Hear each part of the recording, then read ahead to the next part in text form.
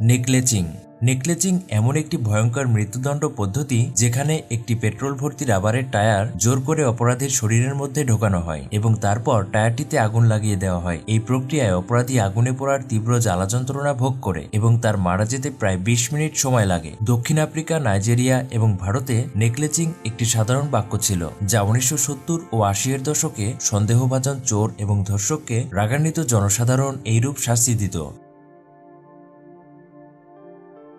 The rack সর্বপ্রথম প্রাচীন গ্রিসে এই পদ্ধতি চালু হয় এবং পরবর্তীতে মধ্যযুগে ইউরোপে চালু হয়। সাধারণত একটি টেবিলের উপর অপরাধীর 4 হাত পা বেঁধে দেওয়া হতো একটি রোলারের সাথে। তারপর এক জল্লাদ ওই রোলারটি ঘোরাতে শুরু করত। যত বেশি ঘোরাতো তত টানের সৃষ্টি হতো। এক পর্যায়ে অপরাধীর হাড় ভাঙতে শুরু করত এবং টানের কারণে তার মাংস ও চামড়া ছিঁড়তে থাকতো। এমন হাড় ভাঙার কষ্ট কোনো মানুষই সহ্য করতে পারত না। এভাবে কষ্ট পেতে পেতে হাত ও